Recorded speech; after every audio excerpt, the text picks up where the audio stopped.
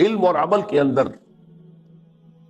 جو فصل ہے یہ تو باہم لازم و ملزوم ہے. یہ اصل میں ایک ہی حقیقت کے دو، ایک ہی سکے کے دو رخ ہیں. فرائض، اسی لیے حقوق اللہ، حقوق العباد، اس میں کل شریعت آ جاتی ہے، کل دین آگے. کائنات کیا ہے، تمہاری حقیقت کیا ہے، زندگی کیا ہے، موت کیا ہے، خیر کیا ہے، شر کیا ہے، علم کیا ہے، تم کیا ہو، تمہارا اللہ سے تعلق کیا ہے. علم اور عمل انسانی شخصیت کے دو رخ ہیں.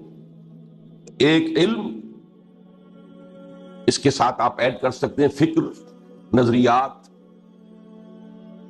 دوسرے عمل میں اضافہ کیجئے اخلاق، کردار، رویہ، ایٹیچیوڈ ان لائف. لیکن یہ کہ خلاصہ ہے یہ اصل میں، اس کو متن سمجھیے، اس کی شرح اللہ تعالیٰ آپ میں سے جس کو توفیق دے گا وہ اس کی شرح لکھے گا انشاءاللہ. یہ انسانی شخصیت کے دو حصے ہیں. یہاں تھوڑا سا اضافہ کر لیجئے، ایک صحت مند انسان میں یہ دونوں چیزیں ایک دوسرے سے جڑی ہوتی ہیں، باہم لازم و ملزوم. جو فکر ہوگا وہی عمل میں ظاہر ہوگا، جو سوچ ہوگی وہی رویے کے اندر ظاہر ہوگی، جو نظریات ہوں گے انہی کا ظہور کردار میں ہوگا. البتہ اسے بالکل دو اور دو چار کی طرح کا قاعدہ کلیہ نہ سمجھیں، ایک استثناء ذہن میں لے آئیے. وہ قاعدہ اپنی جگہ پر، آپ کو معلوم ہے آپ کو کہ ایکسیپشنز پروو دی رول، یہ اصول ذہن میں رکھیے. ایکسیپشن سے، استثناء سے کلیہ ٹوٹتا نہیں ہے، کلیہ قائم رہتا ہے. کلیہ وہی ہے، علم صحیح ہوگا عمل صحیح ہوگا، علم غلط ہوگا عمل غلط، علم محدود ہوگا عمل محدود ہوگا، علم وسیع ہوگا عمل وسیع ہوگا، علم گہرا ہوگا عمل میں بھی گہرائی ہوگی، علم سطحی ہوگا عمل بھی سطحی ہوگا، ہر اعتبار سے. البتہ یہ کہ ایک ایکسیپشن ذہن میں رکھیے، کچھ مریض شخصیتیں بھی ہوتی ہیں.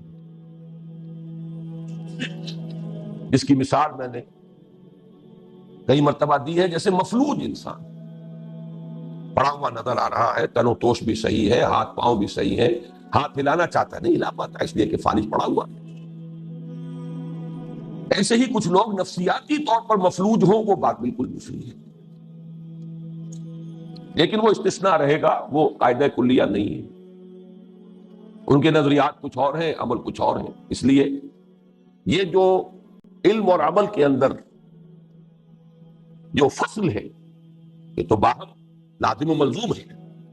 فصل اگر ہے تو یہ مرض کی نشانی ہے، یہ بیماری ہے. لیکن اس ایکسیپشن کو ذہن میں رکھیے. اب آگے چلیے. اسلام میں علم صحیح کا مظہر اتم ایمان ہے. یہ بہت اہم جملہ ہے. علم تو بہت سی اس کی شاخیں ہیں. علم احکام کا ہے، احکام شریعت، ڈوز اینڈ ڈونٹس، یہ بھی علم ہے. لیکن اصل علم جو ہے وہ ہے علم الحقائق. بلیا کی جانا میں کون، who am I، میری حقیقت کیا ہے، یہ کائنات کیا ہے، اس کی حقیقت کیا ہے، میری زندگی کیا ہے، اس کی حقیقت کیا ہے، سفر حیات کی منزل کون سی ہے. علم کسے کہتے ہیں، اس کے حصول کے ذرائع کیا ہے، خیر و شر واقعتاً کوئی ویلیوز ہیں یا کوئی سراب ہے، یہ سارے بنیادی، یہ ہے اصل علم. اور اس میں علم میں صحیح کا مظہر عدم ایمان. باقی سائنٹیفک علم، ٹیکنالوجیکل علم، میڈیکل سائنسز، انجینئرنگ سائنسز، شریعت کا علم، احکام کا علم، یہ اپنی جگہ ہے، ان میں سے کسی کی نفی نہیں کرنا. لیکن یہاں مراد علم سے کون سا؟ علم الحقائق. اسی پر در حقیقت سارا دار و مدار ہے انسان کے رویے کا. اسلام میں علم صحیح کا مظہر اتم ایمان ہے جبکہ صحیح عمل صحیح کی اساس تصور فرائض پر ہے۔ جو آپ کا تصور ہوگا فرائض کا، اسی کے مطابق آپ عمل کریں۔ اس میں ایک کو لفظ ایڈ کر لیجئے، فرائض اور حقوق۔ یہ اصل میں ایک ہی حقیقت کے دو، ایک ہی سکے کے دو رخ ہیں۔ اللہ کے جانب آپ کے جو فرائض ہیں وہ اللہ کے حقوق ہیں آپ پر۔ اولاد کے ضمن میں جو آپ کے فرائض ہیں وہ اولاد کے حقوق ہیں آپ پر۔ مامورین کے جو فرائض ہیں وہ گویا کہ حق ہے امیر کا، امیر کا جو فرض ہے وہ گویا کہ حق بنتا ہے مامورین کا۔ تو یہ ایک ہی شے کے در حقیقت ایک ہی سکے کے دو رخ ہیں، حقوق و فرائض۔ اسی لیے حقوق اللہ، حقوق العباد، اس میں کل شریعت آ جاتی ہے، کل دین آگے۔ تو فرائض اور حقوق در حقیقت یہ ایک ہی سکے کے دو رخ، ایک ہی تصویر کے دو رخ۔ جو تصور حقوق و فرائض ہے اسی پر عمل کا دار و مدار ہوگا، وہ صحیح ہے تو عمل صحیح ہوگا۔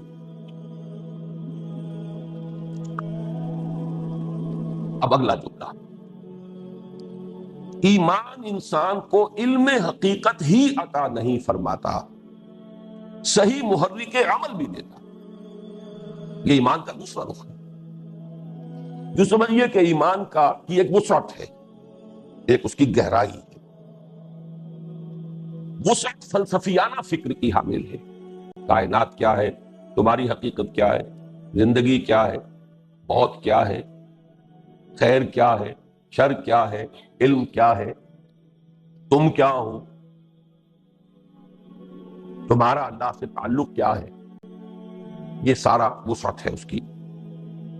یہ ہے فلسفیانہ فکر، علم صحیح۔ ایک ہے اس کی یقین کی گہرائی، جتنی گہرائی ہوگی اتنا ہی جذبہ عمل کو مہمیز ملے گی۔ تو ایمان کے دو رخ سے میں رکھیے، میری تقریروں میں کبھی یہ الفاظ آپ نے سنے، گہرائی اور گہرائی۔ ایک ہے ایمان کی گہرائی اور گہرائی، ایک ہے ایمان کی وسعت۔ وسعت جو ہے وہ ریپرزنٹ کرتی ہے علم صحیح کو، اور گہرائی جو ہے وہ محرک فراہم کرتی ہے۔ جتنا گہرا ہوگا ایمان اتنا ہی جذبہ ہوگا جہاد کا، اتنی ہی ایثار و قربانی، اتنی ہی محنت، اتنی ہی جد و جہد۔ جتنا یقین بڑھے گا اتنا ہی جہاد بلند سے بلند تر منازل تک پہنچے گا۔ اس اعتبار سے اولین اہمیت اسی کی ہے۔ جب ایمان ان دونوں اعتبارات سے اصل شے بن گیا، گویا کہ ہماری بحث میں 3/4 ایمان ہے، 1/4 عمل رہ گیا ہے۔ علم صحیح بھی ایمان سے، اور عمل صحیح کے لیے جذبہ محرکہ بھی ایمان۔ تو تصور فرائض دینی تو 1/4 رہ گیا، کل کے مقابلے میں 1/4 ہے، 3/4 ایمان کی حقیقت ہے۔ لیکن اپنی جگہ پر یہ بہت اہم ہے، وہ شعر جو میں نے بارہا سنایا ہے کوثر نیازی صاحب کا، مجھے پسند ہے۔ ذرہ فانی مہر درخشاں، مہر درخشاں ذرہ فانی۔ کائنات کی وسعت کو دیکھو تو یہ سورج بھی ایک ذرے کے مانند ہے، گلیکسیز، اور پھر گلیکسیز کی کتنی کروڑوں گلیکسیز، ارب ارب گلیکسیز۔ تو یہ بیچارہ سورج کیا رہ گیا؟ ایک ذرہ، ذرہ مسکین۔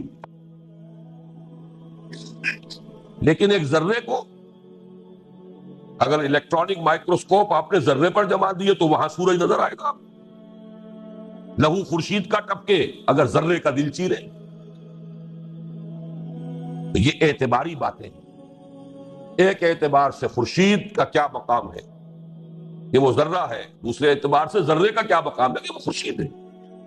اسی طرح کل کے اعتبار سے ایمان کے مقابلے میں یہ تصور فرائض دینی کی اہمیت بہت کم ہے۔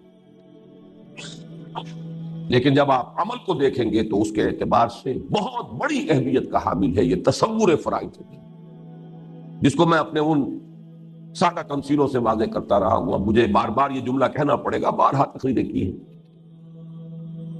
اگر 10 فرائض کسی کو سونپ دیے جائیں کہ صبح سے شام تک، امپلائر کہتا ہے امپلائی سے کہ یہ 10 کام تمہیں روزانہ کرنے، اگر کسی حادثے کے باعث وہ 7 بھول جائے، صرف 3 یاد رہ جائیں، تو تمام تر خلوص و اخلاص اور محنت و مشقت کے باوجود ایک لفظ نوٹ کیجئے، خلوص و اخلاص بھی کامل، محنت و مشقت بھی کامل، لیکن جو کچھ کرے گا وہ 3 فرائض کے ضمن میں ہوگا، باقی 7 کے ضمن میں 0، وہ تو یاد ہی نہیں رہے گا، تو ناکام ہو جائے گا۔ کتنا بڑا رسک ہے، خلوص و اخلاص کے باوجود اور پوری محنت و مشقت کے علی الرغم ناکام۔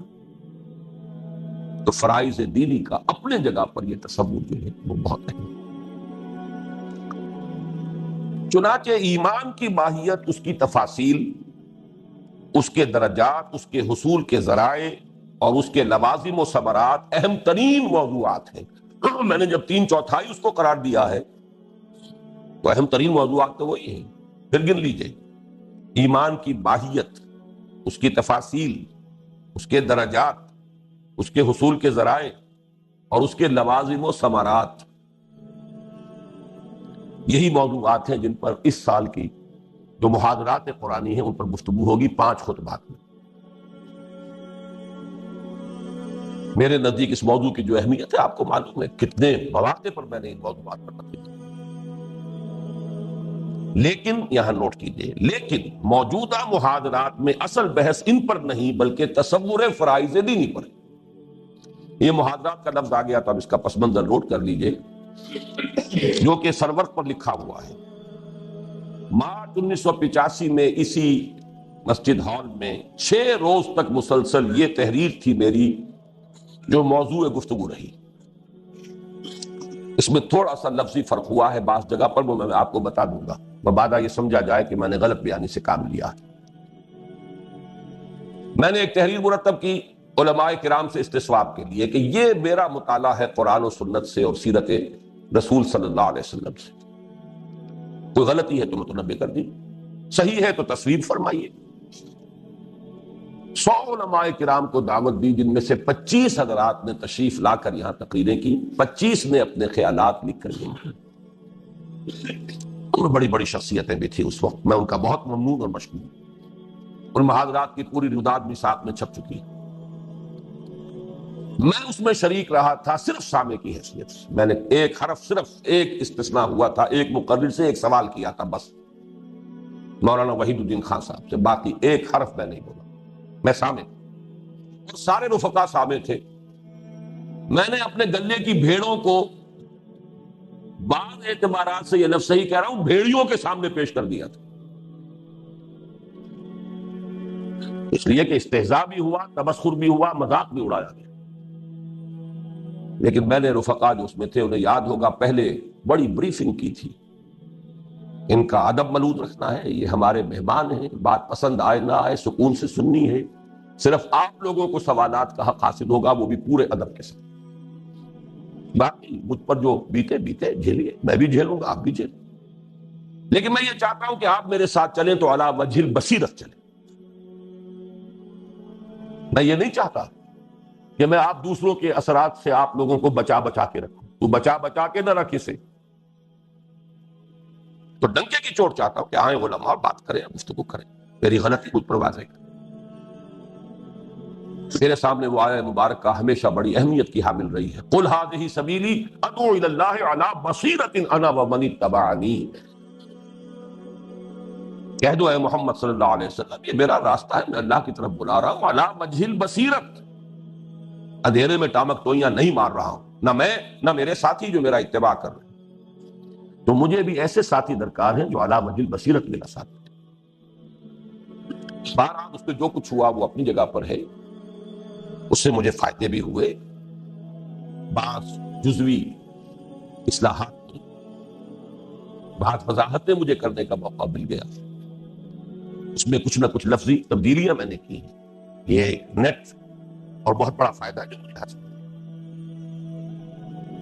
تو اس لیے یہاں ذکر آیا ہے کہ ان موجودہ محاضرات میں اصل بحث ان پر نہیں بلکہ تصور فرائض دینی۔ الحمدللہ کہ تقریباً تمام مکاتب فکر کے کبار علماء نے تصویب کی پوری کہ بات صحیح ہے۔ تفصیل تو پھر اس رداد میں پڑھیے کہ جو میں شائع کر چکا ہوں۔ یہاں بھی پھر ایک ترمیم ہے جو میں اب کر رہا ہوں. فرائض دینی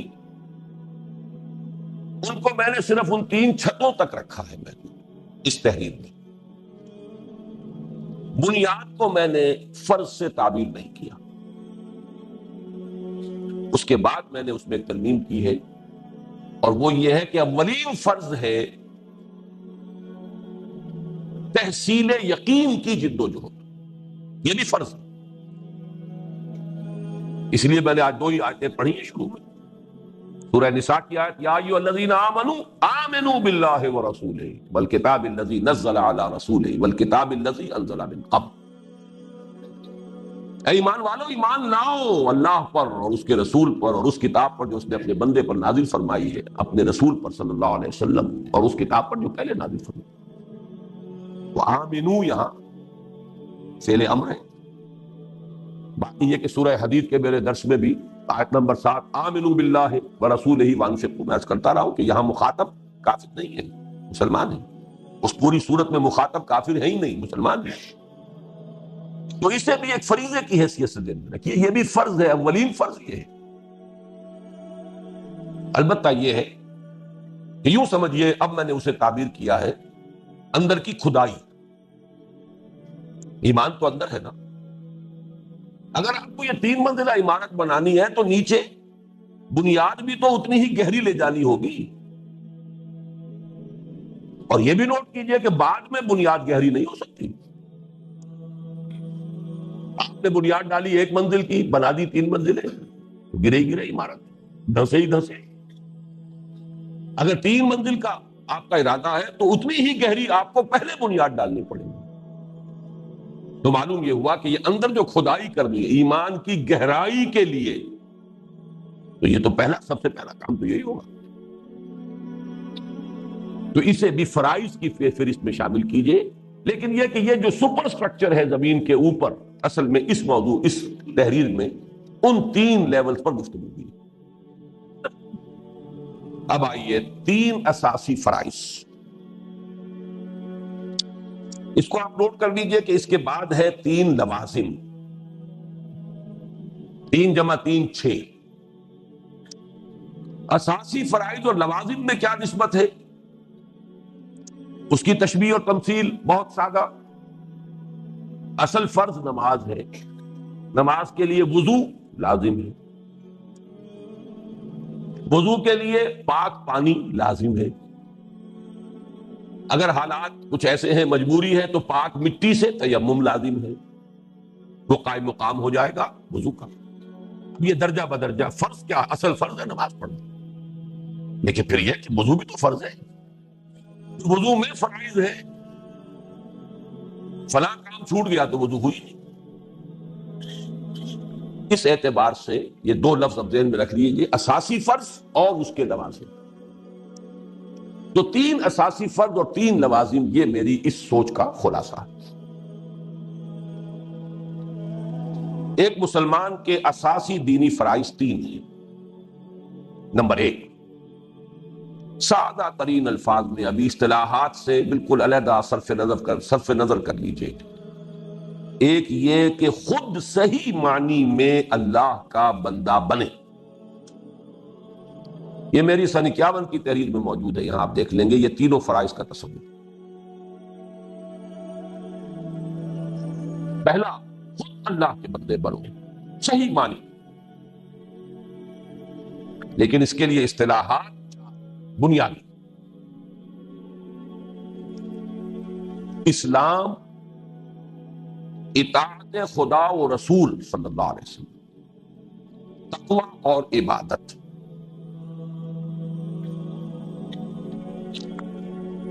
ان میں ایک اضافہ آپ یہاں کر لیجئے، ان میں ایک بڑا گہرا معنوی ربط ہے.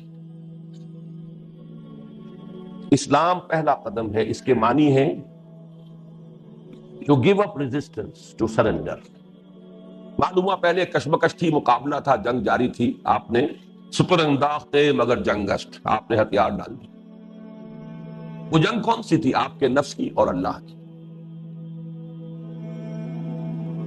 آپ نے ہتھیار ڈال دی، سرنڈر، سر تسلیم، ختم.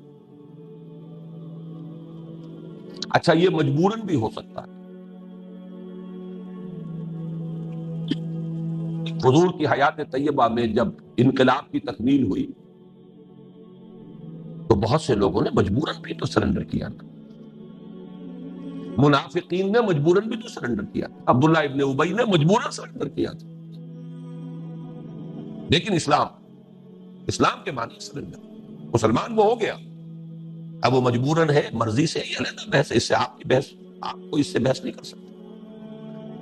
وہ اللہ جانتا ہے وہ مجبوراً ہوا ہے، دھوکے کے لیے ہوا ہے، آئندہ جنگ جاری رکھنے کے لیے، مہلت لینے کے لیے ہوا ہے، جو بھی ہو، جاسوس بن کر آیا ہے، جو بھی ہو، اسلام ہو سرنڈر کر دیا.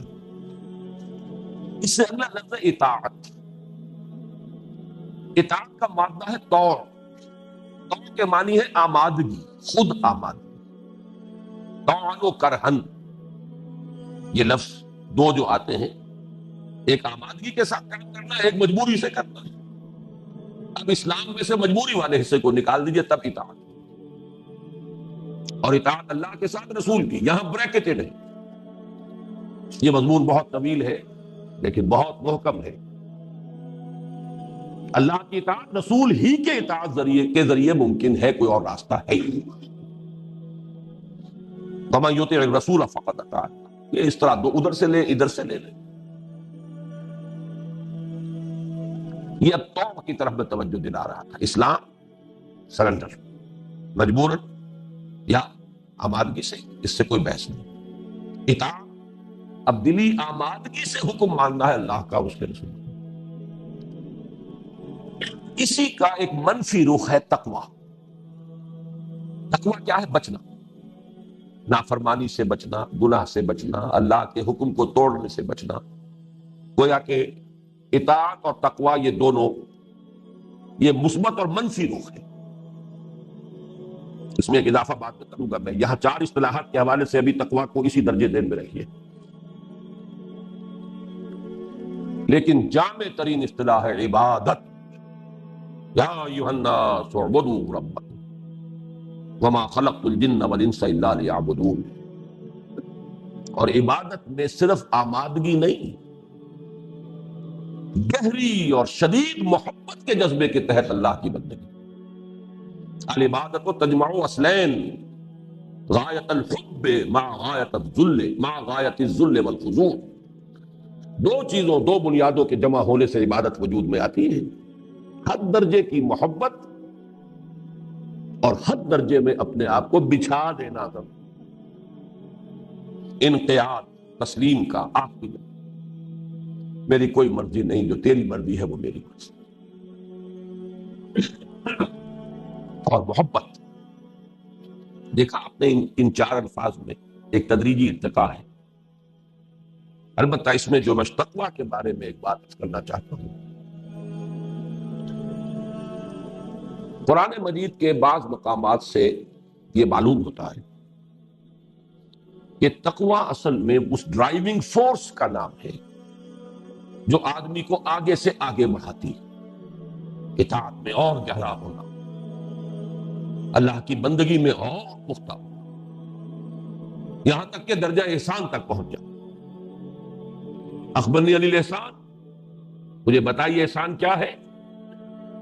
ان تعبد اللہ کانک تراہ فإن لم تکن تراہ فإنہ یراک، ان تعمل للہ کانک تراہ فإن لم تکن تراہ فإنہ یراک، ان تخشى اللہ کانک تراہ فإن لم تکن تراہ فإنہ یراک. اس کے لیے سورہ مائدہ کی اس آیت کو ذہن میں رکھیے. لیس علی الذین آمنوا وعملوا الصالحات جناح فیما طعموا. وہ لوگ جو ایمان لائے، جنہوں نے نیک عمل کیے، ان پر کوئی بوجھ نہیں ہے، کوئی الزام نہیں ہے ان چیزوں کے بارے میں جو پہلے کھا پی چکے. جب تک شراب حرام نہیں ہوئی تھی، چاہے آپ نے گیلن کے گیلن پیے ہو، کوئی حل نہیں. اب کوئی تشویش اپنے آس پاس نہ آنے دو. یہاں سے اذا اتقوا وآمنوا وعملوا الصالحات ثم اتقوا وآمنوا ثم اتقوا واحسنوا واللہ یحب المحسنین. یہاں آپ نے تقویٰ کی تکرار دیکھیے. یہ تقویٰ ڈرائیونگ فورس ہے. ثم اتقوا، اور پہلا ایمان وہ ہے جس کے ساتھ عمل کو علیحدہ ذکر کیا ہے. ثم اتقوا اذا ما اتقوا وآمنوا وعملوا الصالحات. ثم اتقوا وآمنوا. اب اگلا ایمان کا مرحلہ وہ ہے جہاں عمل خود بخود اس کے اندر شامل ہے، علیحدہ کیٹیگری رہی نہیں. ثم اتقوا واحسنوا، پھر اور تقویٰ اور احسان. اس کے حوالے سے میں عرض کر دوں، مولانا مودودی کی ایک بڑی قیمتی تحریر ہے، تحریک اسلامی کی اخلاقی بنیادیں. ان میں انہوں نے اسلام، ایمان، تقویٰ اور احسان 4 چیزیں بیان کی. میں یہ چاہتا ہوں کہ اس کی بھی تصحیح ہو جائے. حدیث جبرائیل میں 3 ہی آئی ہیں، اسلام، ایمان، احسان. تقویٰ در حقیقت کوئی علیحدہ مقام نہیں ہے. تقویٰ کو ڈرائیونگ فورس ہے کہ جو ایک پہلی منزل سے دوسری، دوسری سے تیسری تک انسان کو لے جاتی ہے. یہ آیا مبارکہ سورہ مائدہ کی نہایت اہم. اسلام ایک مقام ہے، جیسے آپ کو معلوم ہو سلوک میں مقامات. اسلام ایک مقام، اور اونچا مقام ایمان ہے، اور اونچا مقام احسان ہے. تقویٰ کسی مقام کا نام نہیں، بلکہ حدیث جبرائیل کے حوالے سے جتنے بھی اس کے ورشنز ہیں ہمارے پاس، ان سب میں وہی 3 چیز. اسی اعتبار سے یہاں بھی میں نے یہ وضاحت کر دی، تقویٰ ایک زیادہ گمبھیر اصطلاح ہے، لیکن یہاں جو 4 اصطلاحات کے رب میں لایا ہوں، اسلام، اطاعت، تقویٰ، ایمان. اب آگے چلیں. یہ کیفیات انسان میں ہمہ تن، ہمہ وقت اور ہمہ وجوہ مطلوب ہیں، نہ کہ جزوی یا جز وقتی. اس کے ایک ایک لفظ پہ شرح کرنی پڑے گی آپ کو. مطلوب جو مقام اس کا ذکر ہو رہا ہے، مقام بندگی تو یہی ہے، ہمہ تن، ہمہ وقت، ہمہ وجوہ. جز وقتی آپ بندگی نہیں کر سکتے، جز وقتی ملازمت کر سکتے. وہ امپلائر ریلیشن شپ اور ہے جز وقتی، ہمہ وقتی. اللہ کی بندگی جز وقتی نہیں ہو سکتی، نہ جز وقتی نہ جزوی. کچھ مانیں گے کچھ نہیں مانیں گے. افتؤمنون ببعض الکتاب وتکفرون ببعض فما جزاء من يفعل ذلك منكم الا خزي في الحیاة الدنیا ویوم القیامة يردون الى اشد العذاب. بارہ آپ نے یہ آیتیں سنی ہیں، ترجمے سنے ہیں، میں وقت نہیں لے رہا، صرف یہ کہ ٹانک لیں ذہن میں کہ یہ در حقیقت ایک جملہ جو ہے اس کا تعلق اس سے. یہ کیفیات انسان میں ہمہ تن، ہمہ وقت اور ہمہ وجوہ مطلوب ہے، نہ کہ جزوی یا جز وقتی. الا، استثناء یہاں بھی ہوگا، جیسے وہاں نوٹ کر آیا ہوں استثناء. مریض آدمی ہے، مفلوج ہے، ہلنا چاہتا نہیں ہل سکتا. نفسیاتی مفلوج ہے، مانتا ہے کہ ہاں یہ کام فرض ہے، نہیں کر پا رہا. یہاں بھی الا ہے. الا یہ کہ کبھی غفلت کے باعث، اب یہاں بھی دیکھیے ایک جملے میں 3 اسباب آئے ہیں. غفلت کے باعث، یا جذبات کی رو میں بہہ کر، یا ماحول کے اثرات سے مغلوب ہو کر. کوئی غلط حرکت سرزد ہو جائے، بالارادہ نہیں، سرزد ہو جانا، اس کا اپنا ایک کنوٹیشن ہے، مفہوم.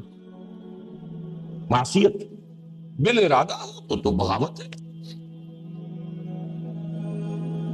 جسے ہم گناہ کہتے ہیں، تقصیر. وہ بالارادہ نہیں، سرزد ہو گیا. کیوں ہو گیا؟ نمبر 1 غفلت کے باعث، یاد رہا.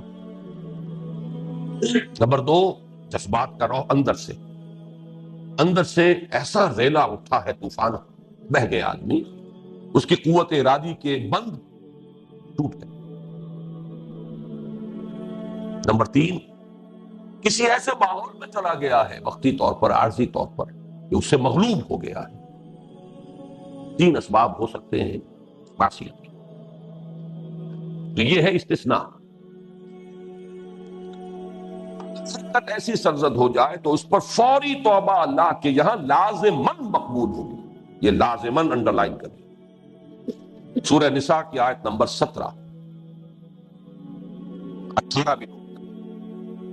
انما التوبۃ علی اللہ للذین یعملون السوء بجہالۃ ثم یتوبون من قریب. یہاں لفظ فوراً کیوں آیا؟ فوری طور پر، ڈیرا ڈال دینا نہیں ہے. اب گر گئے تو پڑے رہو. راہ چلتا آدمی پھسل گیا گرتا ہے تو بجلی کی مانند اٹھتا ہے، اللہ یہ کہ فریکچر ہی ہو گیا، وہ بات دوسری ہے، مطلب پڑا نہیں رہتا وہاں۔ فوری توبہ ہو، جیسے ہی ریلا گزر گیا جذبات کا، جیسے ہی ماحول کا وہ جو غلبہ تھا وہ رفع ہوا، جیسے ہی غفلت کا پردہ چاک ہوا، ثم یتوبون من قریب، جو لوگ فوری توبہ کر لیں گے، انما التوبۃ علی اللہ، ان کا حق ہے کہ اللہ ان کی توبہ قبول کرے، اللہ نے اپنے اوپر لازم کر لیا توبہ قبول۔ بہت بڑی ہمارے لیے اس میں نوید خوشخبری، یہ اپنی جگہ پر ایک بہت مکمل فلسفہ ہے توبہ کا، لیکن یہاں صرف ان الفاظ کی حد تک صرف رکھی ہے۔ اس کے برعکس اگر جان بوجھ کر کوئی ایک معصیت بھی مستقل طور پر اختیار کی گئی، جان بوجھ کر ایک معصیت بھی مستقل طور پر اختیار کی گئی اور اس پر اصرار ہوا، تو اس سے نہ صرف یہ اصرار سین والا نہیں ہے، میرے والا نہیں ہے، یہ سواد والا ہے، یہ تو اس سے نہ صرف تمام نیکیوں کے ضائع چلے جانے یعنی حبط اعمال کا اندیشہ ہے، بلکہ اس کا خطرہ ہے کہ المعاصی برید الکفر کے مطابق ایمان بالکل زائل ہو جائے اور انسان خلود فی النار کا مستحق ہو جائے۔ یہاں بھی ایک اللہ ہے، اللہ یہ کہ حقیقی اور واقعی اضطرار موجود، اضطرار ہے، بھوکا مر رہا ہے سور کھا سکتا ہے، اضطرار اس کو مردار کھا سکتا ہے، لیکن اگر یہ نہیں ہے، اضطرار نہیں ہے، جان بوجھ کر عیش کے لیے، تللوں کے لیے حرام کاروبار، سودی کاروبار، یہ پھر بالکل دوسری شے ہے۔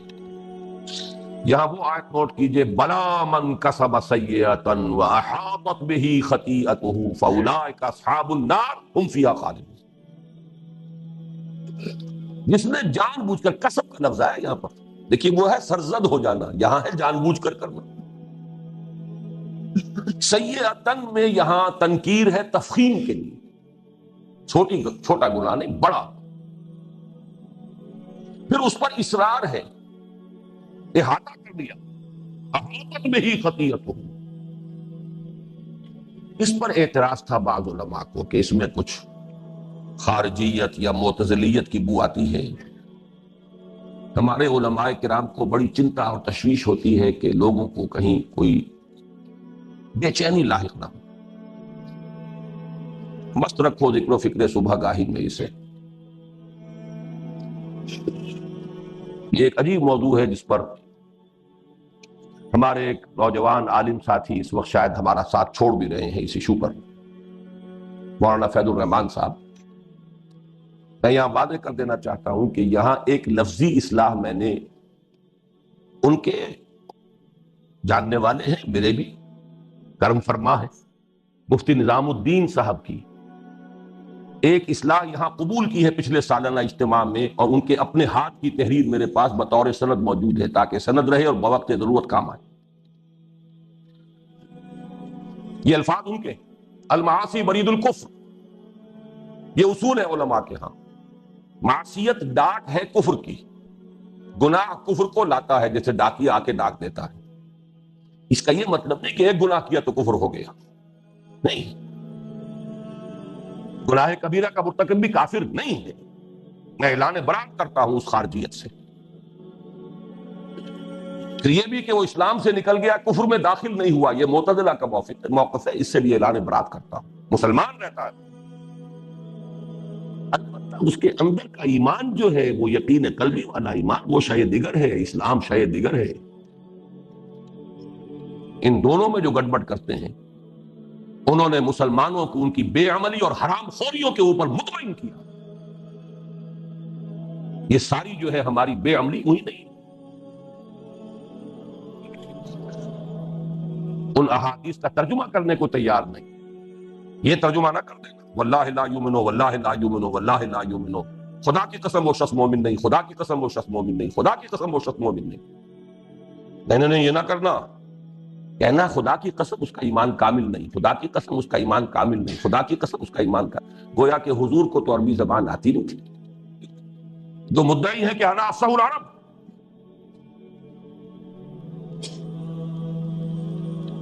تو ذہن میں رکھیے یہ مفتی نظام الدین صاحب کی میں نے اصلاح قبول کی ہے، لیکن ان کے الفاظ ہیں المعاصی بری بالکفر، ایک انتہا یہ ہو سکتی ہے جیسے حضور نے فرمایا ایک گناہ کیا داغ پڑ گیا، توبہ کیا داغ دھل گیا، نہیں کیا دوبارہ دو گناہ کیا پھر داغ، پھر گناہ کیا پھر داغ، پھر گناہ کیا، تو یہاں تک کہ دل سارا سیاہ ہو گیا، یوں بند ہو گیا۔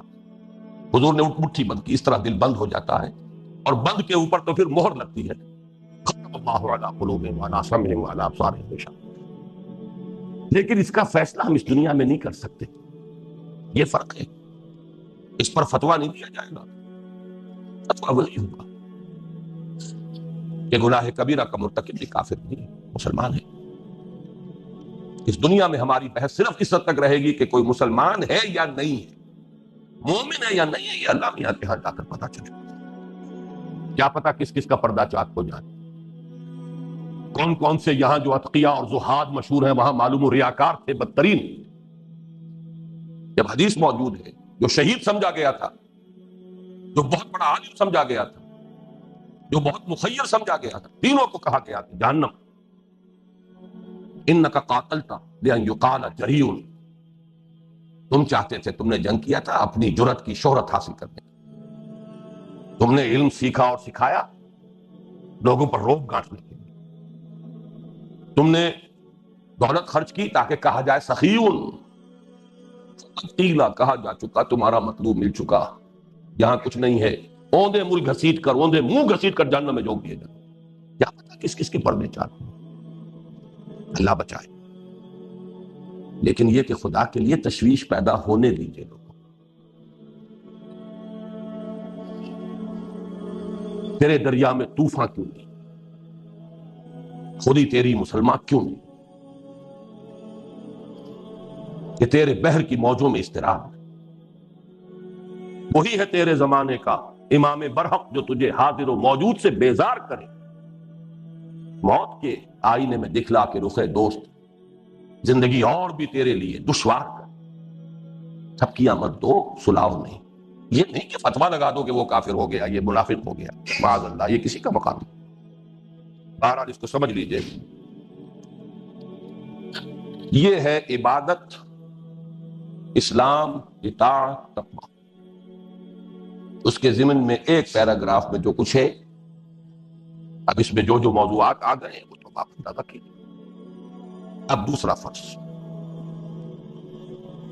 سادہ الفاظ میں دوسرے یہ کہ دوسروں کو حتی المقدور اسلام کی تبلیغ کرے اور دین کی دعوت دے۔ اس کے لیے اصطلاحات کیا ہیں؟ ہے کہ اس کے لیے یوں تو بے شمار اصطلاحات ہیں، جیسے انذار، خبردار کرنا، قم فانذر، یہ بھی دعوت و تبلیغ ہی ہے نا، تبشیر، بشر المومنین، یہ بھی دعوت و تبلیغ ہے، تذکیر، فذکر بالقرآن من یخاف وعید، وعظ، وہو یعظہ یا بنی لا تشرک باللہ، نصیحت، لا تحبون الناصحین، سب قرآن مجید کی اصطلاحات ہیں، وصیت، ووصی بہا ابراہیم و بنی و یعقوب، تعلیم، یعلمہم الکتاب والحکمہ، تبیین، لتبین للناس ما انزل الیہم، تلقین، یہ مختلف ہیں وغیرہ، بے شمار الفاظ ہوں گے، لیکن اہم تر اصطلاحات چار ہی۔ نمبر ایک تبلیغ، نمبر دو دعوت، نمبر تین امر بالمعروف و نہی عن المنکر، نمبر چار شہادت علی الناس۔ ان میں بھی ایک بڑا عجیب معنوی ربط ہے۔ تبلیغ پہنچانا، انگریزی میں بہترین تعبیر ہوگی to reach out to others, آپ کو چل کے جانا پڑے گا، آپ کو بات پہنچانی ہوگی، ذرائع ابلاغ کا استعمال کرنا ہوگا، you have to reach out. دعوت، بلانا، تبلیغ کا نتیجہ ہے بلا لینا، آؤ، آؤ اللہ کے راستے کی طرف، ادعو الی سبیل ربک ومن احسن قولا ممن دعا الی اللہ، دعوت الی اللہ، دعوت الی الحق، دعوت الی سبیل اللہ، پہنچانا، بلانا۔ تیسری اصطلاح امر بالمعروف نہی عن المنکر، یہ ایک اصطلاح ہے، یہ دو ہیں اپنی جگہ پر لیکن لازم و ملزوم جڑے ہوئے۔ نیکی کا حکم، بدی سے روکنا، اس میں انداز تحکمانہ بھی ہے، اس میں طاقت کے استعمال کی بھی، جیسے کہ احادیث میں ہے بالید، باللسان، بالقلب، اور بالقلب جو ہے وہ ادنا درجہ ہے، ذالک اضعف الایمان، لیس وراء ذالک من الایمان حبۃ خردل، پھر تو رائی کے دانے کے برابر بھی ایمان نہیں۔ مطلوب ہے بالید، طاقت کے ساتھ، امر بالمعروف نہی عن المنکر، اس میں اہم تر ہے نہی عن المنکر۔ ہمارے ہاں ایک بہت بڑی تحریک نے اس کو بالکل ہی نظر انداز کر دیا، اصل حصہ اس کا نکال دیا، اہم تر ہے، اور علماء اور صلحاء کے کرنے کا تو اصل کام وہ ہے۔ الحمدللہ اس پر کتاب آ چکی ہے، امت مسلمہ کے لیے صحن کافی لایا عمل، اور علماء اور اتقیاء اور صلحاء کے کرنے کا اصل کام۔ شہادت علی الناس یہ فلسفیانہ اصطلاح ہے، یہ مقصود ہے لوگوں پر حجت قائم کر دینا کہ وہ اللہ کے ہاں یہ نہ کہہ سکیں کہ پروردگار ہم تک تو تیری بات پہنچی ہی نہیں۔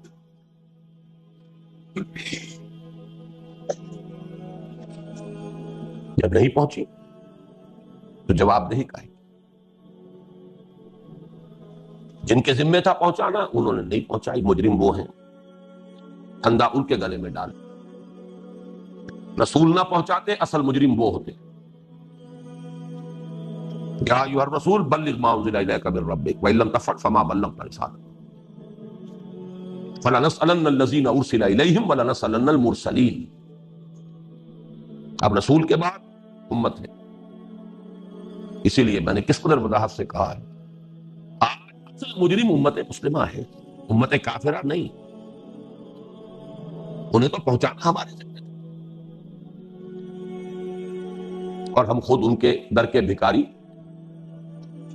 پیسے ہی پیسے کے نہیں، ہتھیار کے ہی نہیں، نظریات کے، افکار کے، تہذیب کے، تمدن کے، ثقافت کے، ہر شے انہی سے بھیک مانگ کر لے رہے ہیں۔ شہادت علی الناس، ان پر بھی، ان اصطلاحات پر بڑی، میں سمجھتا ہوں الحمدللہ کہ بڑی جامع اور مختصر لیکن بہت اہم بحث ہو چکی ہے اس کتابچے میں، سے نکاتی لائبل میں۔ فلسفیانہ اصطلاح جو ہے شہادت علی الناس، سمجھانا پڑتا ہے اس کو، باقی اصطلاحات جو ہیں بالکل واضح ہیں، سادہ ہے۔ اب اس میں جو اگلا جملہ ہے یہ خود انسان کی اپنی شرافت اور مروت کا تقاضا بھی ہے۔ ایک شریف انسان کو کوئی خیر ملے تو ایک تو بخیل ہوگا، اور ایک وہ جو اسے تقسیم کرے گا، دوسروں کو کے ساتھ شیئر کرے گا۔ شریف انسان تو وہی ہوگا۔ بڑے پیارے الفاظ سورہ معارج کے، اذا مسہ الشر جزوعا واذا مسہ الخیر منوعا، خیر مل گیا ہے سمیٹ سمیٹ کے اپنے پاس ہی رکھو، کسی اور کو اس کا کوئی حصہ نہ پہنچ جائے۔ تو یہ خیر آپ کو ملا، دین ملا، ایمان ملا، اسلام ملا، کتاب اللہ ملا، اس کو شیئر کرو بھائی، شرافت کا تقاضا ہے، مروت کا تقاضا ہے، ابناء نو کی ہمدردی اور خیر خواہی کا تقاضا بھی ہے۔ لا یؤمن احدکم حتی یحب لاخیہ ما یحب لنفسہ، تم میں سے کوئی شخص مومن نہیں ہو سکتا جب تک کہ وہ اپنے بھائی کے لیے وہی شے پسند نہ کرے جو اپنے لیے پسند کرتا ہے۔ اور بھائی آپ کے سگے بھائی بھی ہیں، آپ کے چچا داد بھائی بھی ہیں، آپ کے کنبے کے لوگ بھی ہیں، آپ کا قبیلہ بھی ہے، آپ کی قوم بھی ہے، پوری نوع انسانی بھائی ہے آپ کی۔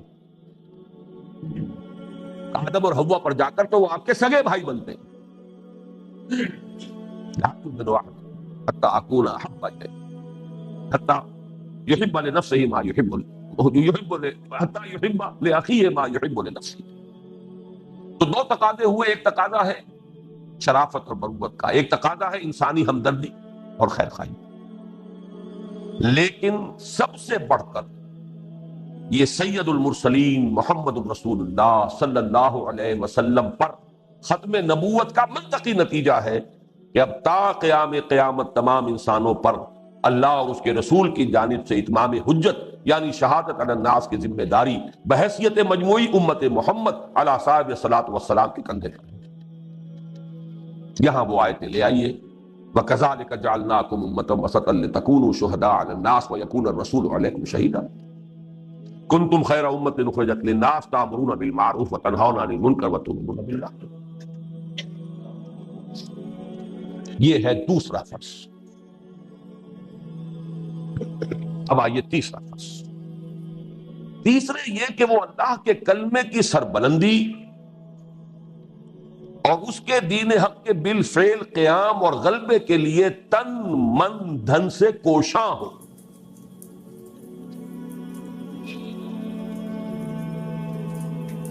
تن من دھن سے کوشاں، جدوجہد محنت، تن بھی لگے۔ ہم نے جو تنظیم کی جو بیعت ہے اس کا جو عہد نامہ ہے اس میں یہ الفاظ انی اعاہد اللہ ان اہجر کل ما یکرہ واجاہد فی سبیلہ جہد استطاعتی وانفق مالی وابذل نفسی لاقامت دینہ واعلاء کلمتہ، اس کے دین کو قائم کرنے کے لیے، اس کے کلمے کی سربلندی کے لیے مال کھپانا جاتا۔ اس کے لیے قرآن حکیم کی 5 اساسی اصطلاحات ہیں۔ یہاں 4 سے ایک عدد بڑھ گیا۔ تکبیر رب، وَرَبَّكَ فَكَبِّرْ، یہ ذرا اس کے آخری صفحے پر یہ آیات کا حوالہ موجود ہے۔ وَرَبَّكَ فَكَبِّرْ وَكَبِّرْهُ تَكْبِيرًا، اقامت دین، ان اقیموا الدین ولا تتفرقوا فیہ۔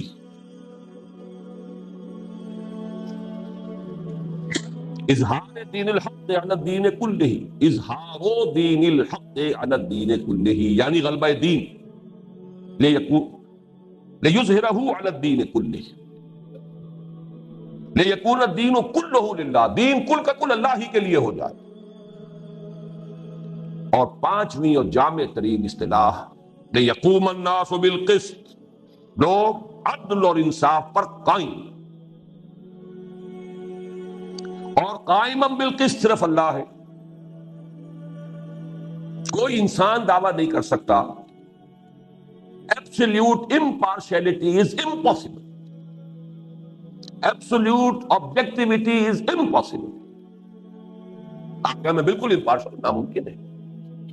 مرد ہے تو وہ مرد کی حیثیت سے سوچے گا، اپنی مصلحتوں کو سامنے رکھے گا، عورت ہے عورت کی حیثیت سے سوچے گی، اپنی مصلحتوں کو مقدم رکھے گی۔ یہی معاملہ مزدور تاجر اور مستاجر کا ہے، یہی معاملہ عامل اور مامور کا ہے۔ کوئی نہ کوئی ایک حیثیت ہے انسان کی، صرف ایک ہستی اللہ کی۔ قل هو اللہ احد اللہ الصمد لم یلد ولم یولد ولم یکن له کفوا احد، تو قائم بالقسط وہی ہے۔ شہد اللہ انہ لا الہ الا هو والملائکۃ واولو العلم قائما بالقسط، اس کے نظام کو قائم کرنا۔ 5 اصطلاحات ہیں، لیکن جو نقشہ بنا ہے اس کو نوٹ کیجیے آخری صفحے پر۔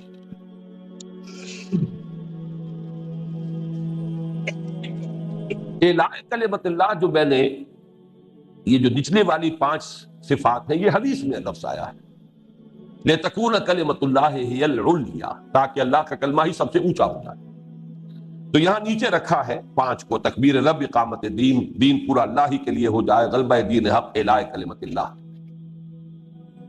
لیکن اس سے اوپر ہے اسلام کے نظام عدل اجتماعی کا قیام، یعنی اسلامی انقلاب، تنظیم اسلامی کی اجتماعی مساعی کا آخری ہدف یہ۔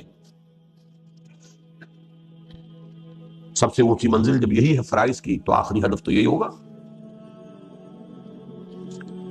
یہاں جو میں نے لکھا ہے متن میں، حدیث نبوی میں ایک 6ٹھی اصطلاح وارد ہوئی ہے لِتَكُونَ كَلِمَةُ اللَّهِ هِيَ الْعُلْيَا، تاکہ اللہ ہی کی بات سب سے اونچی ہو، اللہ سب سے بڑا ہو جائے، اللہ کی بات سب سے اونچی ہو جائے، اللہ کا جھنڈا سب سے بلند ہو جائے، پورا دین اللہ ہی کے لیے ہو جائے، دین تمام ادیان پر غالب ہو جائے، بات تو ایک ہی ہے۔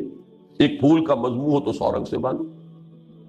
اللہ کی کبریائی کا نفاذ ہو گیا، اللہ کی بات سب سے اونچی ہو گئی، اللہ کا جھنڈا سب سے اونچا ہو گیا، اللہ کا دین غالب ہو گیا، کل دین اللہ کے لیے ہو گیا، بات تو ایک ہی ہے۔ اس میں تو میں سمجھتا ہوں کہ وہ بھی میں کوئی فرق نہیں بیان کر سکتا جو اسلام اور اطاعت اور تقوی اور عبادت یا جو تبلیغ اور دعوت، یہ تو بالکل ہی ایک شے ہے، ایک ہی شے ہے، صرف تعبیر کا انداز، کوئی فرق نہیں۔ اب چلیے،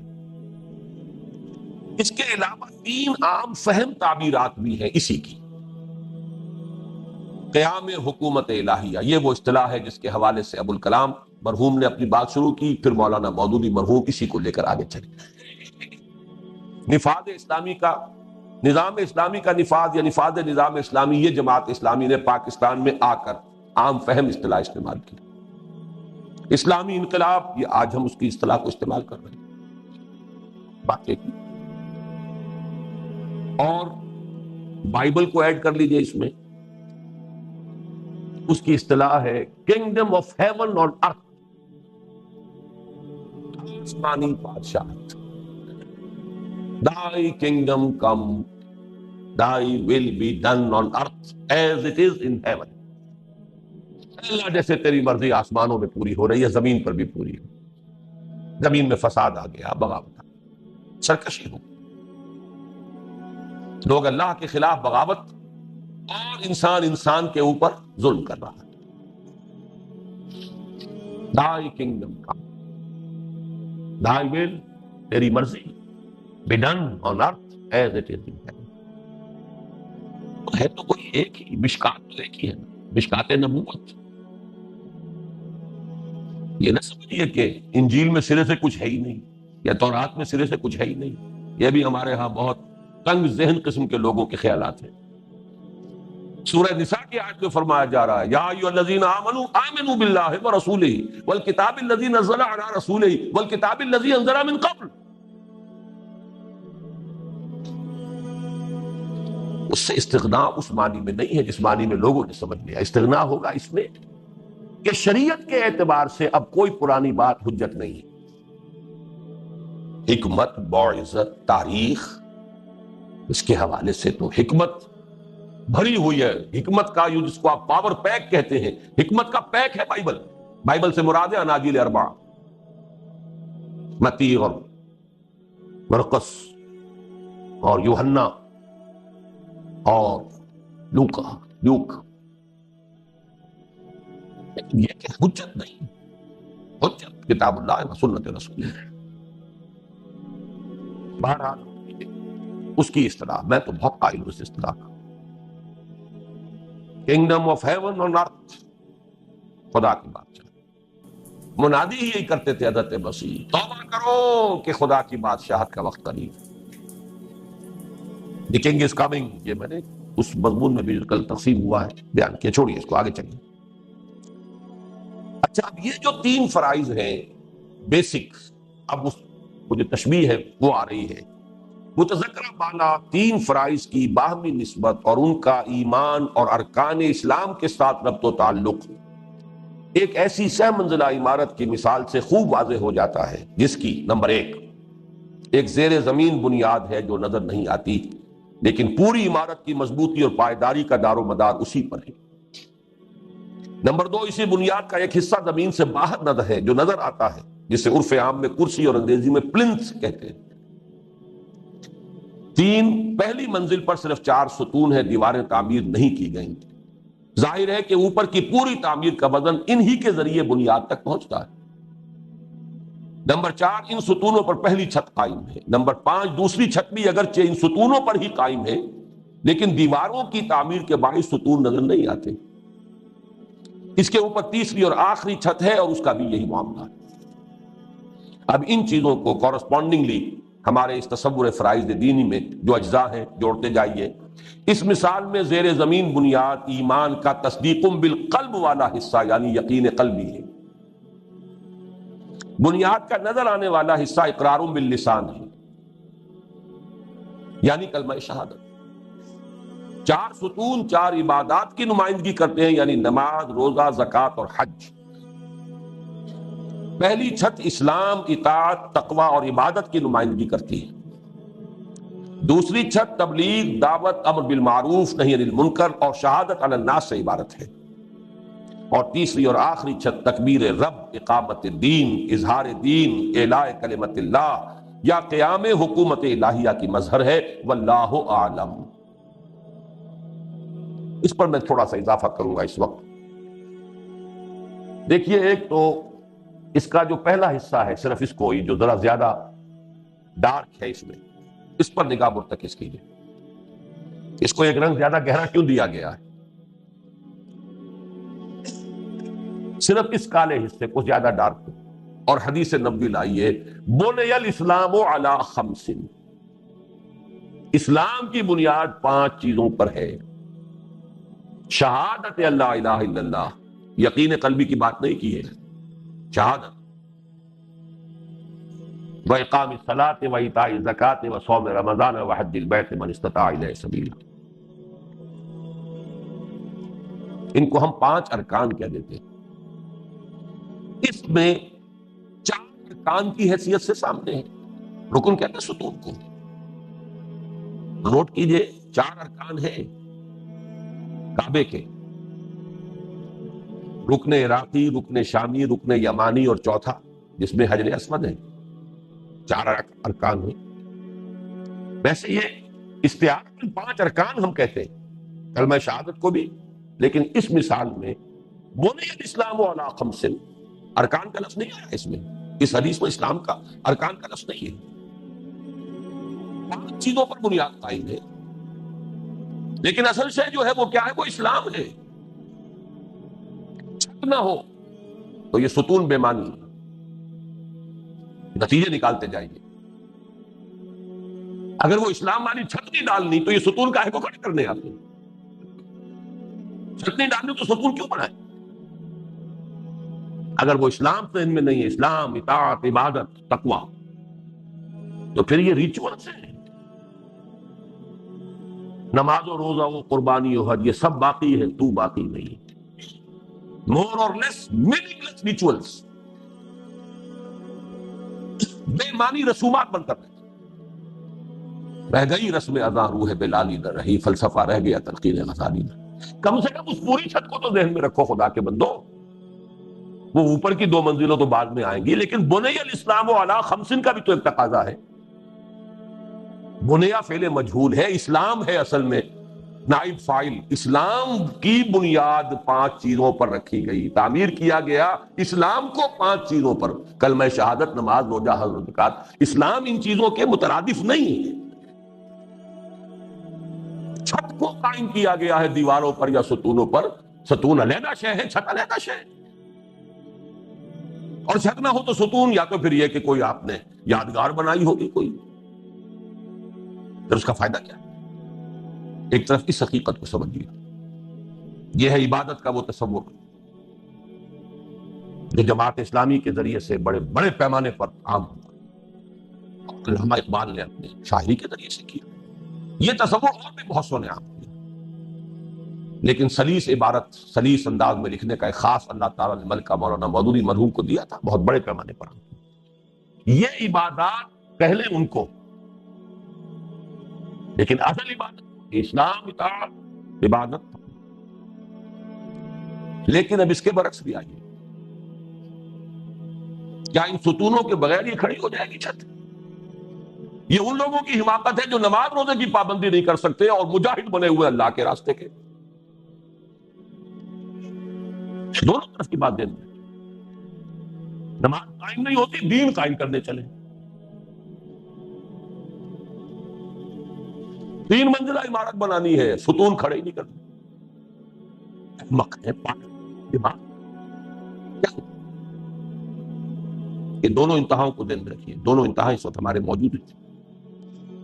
کیا وہ ریچولز ہیں بغیر اس تعمیر کے، یا وہ تعمیر کرنے کی طرف دوڑ رہے ہیں بغیر ان بنیادوں کی تعمیر کے؟ ایمان کی تو خیر فکر ہی نہیں، وہ تو مسلمان ہیں تو بس ایمان ہے ہی ہے، باقی ہے کہ نماز روزہ بھی ٹھیک ہے ہو جائے، کوئی اس کی اہمیت نہیں۔ ایک تو یہ دو انتہائی سمجھ میں آئی اس عمارت کے حوالے سے، دوسرے جو ترتیب ہے اس کو سمجھیے، اہم ترین شے، بلند ترین شے، یہ دونوں چیزیں ایک دوسرے کی ضد ہیں۔ اس عمارت میں بلند ترین چیز کیا ہے؟ اقامت دین۔ اور اہم ترین چیز کیا ہے؟ ایمان۔ اہم ترین نیچے سے چلیں گے، بلند ترین تو اوپر سے۔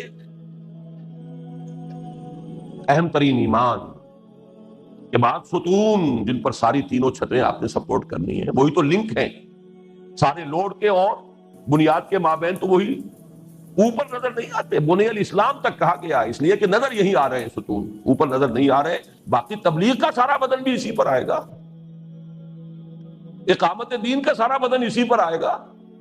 یہ ستون اگر مضبوط نہیں، صرف آپ نے ایک منزل کے لیے بنائے تھے، تو جیسے اگر بنیاد ایک منزل کے لیے تھی تو تین منزلیں جو ہے چڑھا دینا حماقت ہے، ایسے ہی ستون بھی تو اتنے مضبوط ہوں گے، ان کی چوڑائی لمبائی بڑھے گی، ان میں سریا زیادہ پڑے گا۔ اسی لیے فرمایا گیا وَاسْتَعِینُوا بِالصَّبْرِ وَالصَّلَاةِ، دین قائم کرنا چاہتے ہو تو صبر اور نماز سے مدد حاصل کرو۔ تو بلند ترین اقامت دین، اہم ترین ایمان، ارکان اسلام۔ تعمیر ہوگی تو یوں چلے گی، پہلے بنیاد، پھر ستون، پھر پہلی چھت۔ پہلی منزل نہ ہو تو دوسری کیسے ہو جائے گی، دوسری نہ ہو تو تیسری کیسے ہو جائے گی؟ یہ سارے جو مغالطے ہیں ہمارے فکری مغالطے، اور انہی کا نتیجہ عملی گمراہیوں کی شکل میں سامنے آتا، بے اعتدالیوں کی شکل میں سامنے آتا۔ ان سب کی اصلاح آپ اس تمثیل کے حوالے سے بڑی خوبصورتی کے ساتھ سمجھ سکتے ہیں۔ ذرا وقفہ کرو۔ الذین اصطفیٰ اما بعد، اساسی فرائض تین، خود اللہ کا بندہ بننا صحیح معنی میں، اسی کی دعوت دوسروں کو دینا حتی المقدور، اور اللہ کے دین کو قائم کرنا، اس کے لیے تن من دھن لگا دینا، قائم کرنے کی کوشش کرنا۔ اس میں ایک اور بات سمجھ لیجئے، تینوں کے مابین اس ڈائیگرام کے حوالے سے بھی ربط و تعلق واضح ہو چکا ہے، ایک اور بات سمجھ لیجئے۔ اصل میں یہ سب کچھ صرف لفظ عبادت میں بھی، لفظ اطاعت میں بھی سب کچھ موجود ہے، اسلام میں بھی سب کچھ موجود ہے۔ اللہ کا حکم ماننا تو اس کا حکم ہے کہ دعوت دو، اللہ کا حکم ماننا تو اس کا حکم ہے دین کو قائم کرو، کہاں جائیں گے بات کر؟ اللہ کا حکم ہے اللہ کی بندگی کرو پوری طرح، اللہ کے دین میں داخل ہو اسلام میں پوری طرح، ادخلوا فی السلم کافہ، اور یہ آپ نہیں کر سکتے جب تک کہ پورا نظام نہ بدلے۔ آپ کی جزوی اطاعت ہوگی، جزوی بندگی ہوگی، صرف آپ جو کچھ انفرادی طور پر کر سکتے ہیں اتنا ہی دین ہے اس پر عمل کریں گے، تو بندگی رب کا تقاضا ہے، اقامت دین، بھاگنے کا کوئی راستہ ہے نہیں۔ جزدار اگر کوئی مفر ہو تو بتاؤ، ناچار گناہگار سوئے دار چلے ہیں۔ یہ کوئی شوقیہ سفر نہیں ہے ہمارا، یہ دین ایک وحدت ہے، ایک لفظ میں بھی سب کچھ، محض ایک لفظ تقویٰ سب کچھ ہے اس میں، ایک لفظ عبادت سب کچھ ہے اس میں، عبادت انفرادی، عبادت اجتماعی، ایک لفظ توحید، توحید نظری، توحید عملی، سب آ گیا، توحید انفرادی، توحید اجتماعی، دین کل کا کل اللہ ہی کے لیے ہو جائے، یہی تو توحید ہے، اجتماعی عملی توحید۔ کسی حوالے سے آئیے، کسی دروازے سے داخل ہو جائیں گے، جنت کے دروازے بے شمار ہیں، جس دروازے سے آپ چاہیں داخل ہوں۔ کچھ مزاجوں کا فرق ہوتا ہے، کوئی ایپٹیچیوڈز ہیں، کچھ رجحانات ہیں، کوئی کسی چیز میں زیادہ جس کی دلچسپی ہوگی، کسی کی کسی چیز، لیکن کل کو سامنے رکھنا اور ہر ایک کا جو ہے تقاضا کم سے کم منیمم درجے میں پورا کرنا، یہ لازم ہے۔ جیسے حضور نے خبر دی تھی، لیکن وہ نوافل کے سلسلے میں ہے، فرائض کے سلسلے میں نہیں۔ جنت کے ایک دروازے سے نمازیوں کو پکارا جائے گا، یعنی جن کو زیادہ نفل نماز سے مناسبت، تہجد، اشراق۔ ایک دروازے سے روزے داروں کو پکارا جائے گا، یعنی مراد کیا ہے؟ جن کو نفلی روزوں سے زیادہ مناسبت، ورنہ فرض روزے تو سب کو رکھتے ہیں۔ اگر کوئی شخص سمجھے محض نماز پڑھ کے میں نماز والے دروازے سے چلا جاؤں گا تو حماقت ہے۔ تو دین کل ایک ہے، یہ تمام اس کی اپروچز ہیں، دروازے ہیں۔ یہ 3 دروازے، ان 3 اساسی فرائض سے عہدہ برا ہونے کے لیے 3 لوازم لا بد منہ ہیں۔ لوازم ہی میں مفہوم موجود ہے۔ لوازم جو چیز لازمی ہے، چپکی ہوئی ہے، لزوم کہتے ہیں چپکا ہوا ہونا۔ لا بد منہ، جس سے کوئی فرار نہیں، جس سے کوئی رستگاری نہیں، جیسے نماز کے لیے وضو۔ اب وہ 3 کیا ہے؟ نمبر 1، دوام جہاد، ہر وقت جہاد، ہر لحظہ جہاد، ہر آن جہاد۔ یہاں صرف لفظ ابھی جہاد میں نے استعمال کیا، لیکن یہاں لکھا ہوا جہاد فی سبیل اللہ۔ اس میں بھی ایک ترمیم میں کر رہا ہوں جو میں نے حال ہی میں اپنی بعض تقریروں میں واضح کی ہے۔ بندہ مومن کے 5 جہاد ہیں۔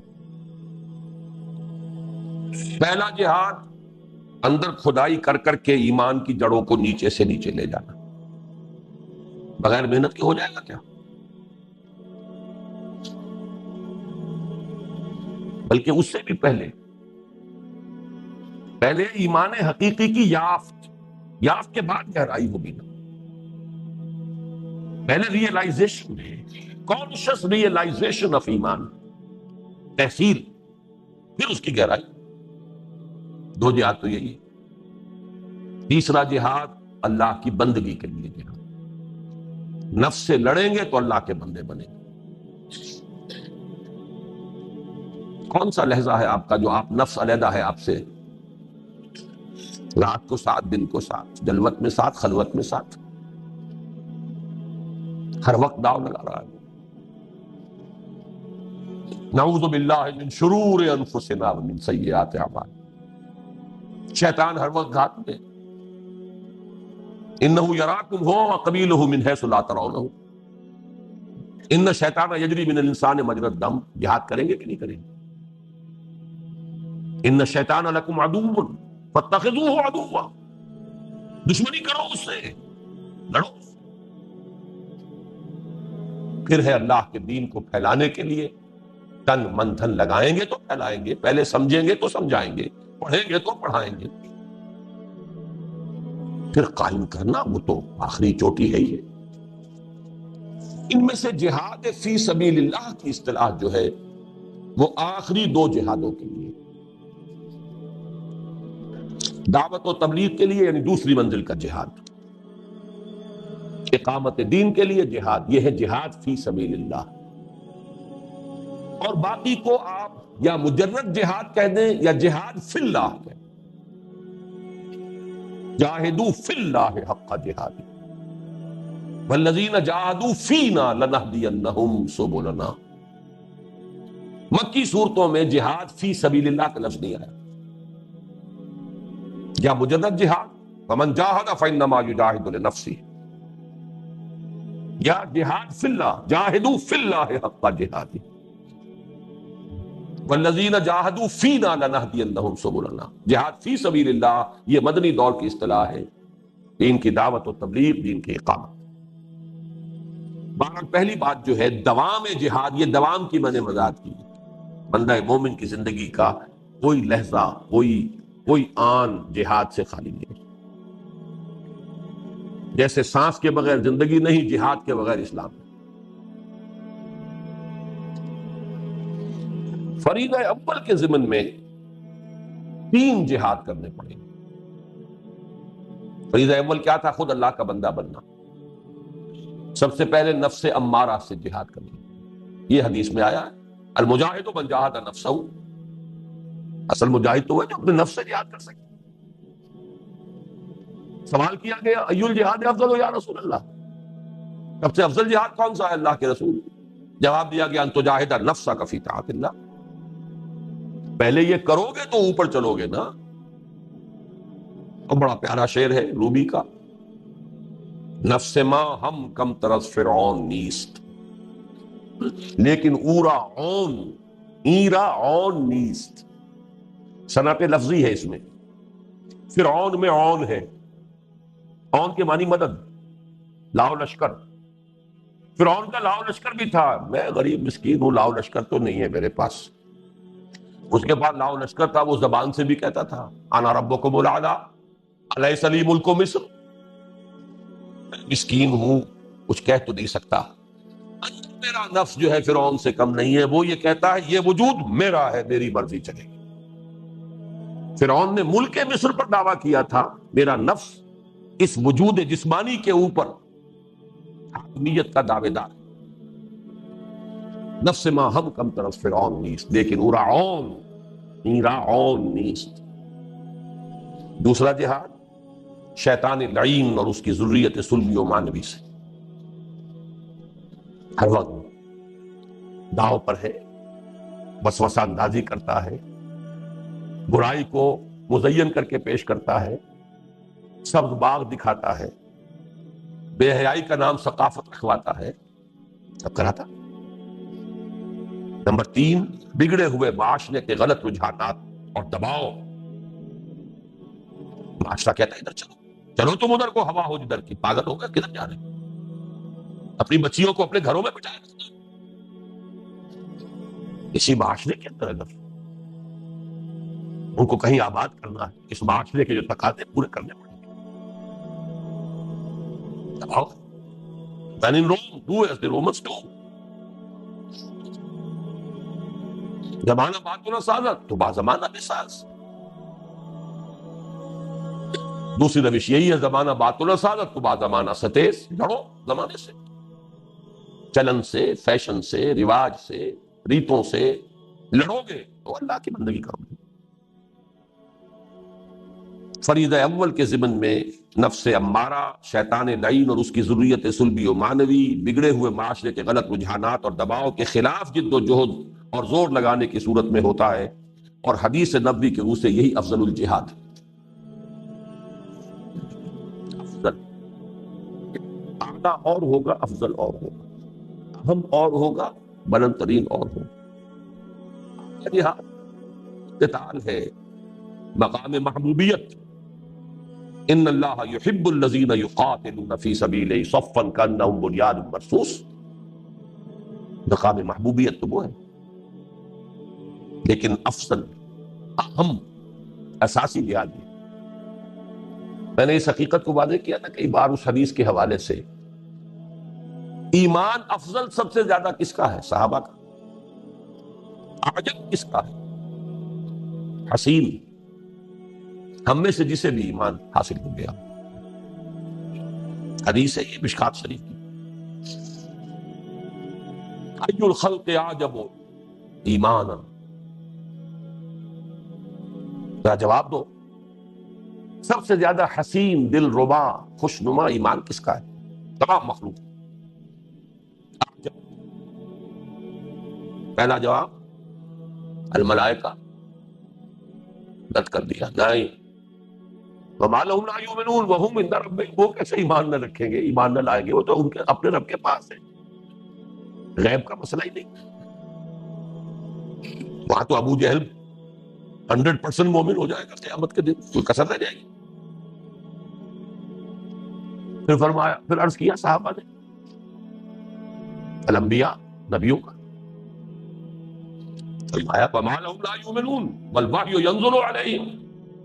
وہ کیسے ایمان نہ لائے، ان پر تو وحی نازل ہوتی. پھر عرض کیا فنحن، پھر ہمیں. وہ بھی رد. وما لکم لا تؤمنون وانا بین اظہرکم. تم کیسے ایمان نہیں لاؤ گے جبکہ میں تمہارے سامنے موجود. ان اعجب الخلق الی ایمانا لاخواننا الذین یاتون من بعدی یجدون صحفا فیہ کتاب اللہ فیؤمنون بما فیہا، میرے نزدیک تو حسین ترین ایمان ہے ہمارے ان بھائیوں کا ہوگا جو میرے بعد آئیں گے، مجھے نہیں دیکھیں گے اور آپ ملیں گے، صحیفے ملیں گے جن میں اللہ کی کتاب درج ہوگی، اس پر ایمان ہے۔ تو آج اب تو ہمارا، اگر ہمیں اللہ عطا فرما دے، لیکن افضل صحابہ کا۔ تو نوٹ کیجئے، بلند ترین جہاد ہے قتال فی سبیل اللہ، تیسری منزل کا، لیکن افضل جہاد یہ ہے، اس لیے کہ یہ ہے تو آگے چلے گی گاڑی، ورنہ بظاہر جہاد ہو رہا ہوگا، اصل میں فساد ہو رہا ہوگا۔ دین ملا فی سبیل اللہ فساد، نام اس کا جہاد رکھا جائے گا۔ فریضہ ثانی کے ضمن میں دعوت و تبلیغ کے لیے جان و مال کھپانے کی صورت میں، اس کے بھی نوٹ کر لیجئے کہ 3 درجے ہیں۔ دعوت و تبلیغ ایک ہی لیول نہیں ہے اس کا۔ انٹلیکچوئلز کے لیے بالحکمہ، عوام کے لیے موعظۃ الحق، اور بگڑے تگڑوں اور مغویوں کے لیے، مغوی کا لفظ اغوا کرنے والے، مغوی بڑا پیارا شعر ہے اکبر الہٰبادی کا، مغوی تو ملیں گے تمہیں شیطان سے بڑھ کر، ہادی نہ ملے گا کوئی قرآن سے بہتر۔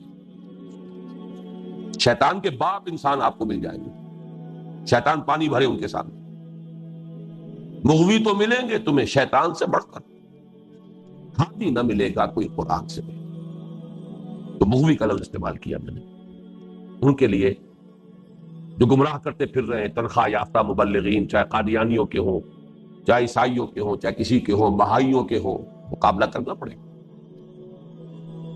تو 3 لیول سے، ادع الی سبیل ربک بالحکمۃ والموعظۃ الحسنۃ وجادلھم باللتی احسن،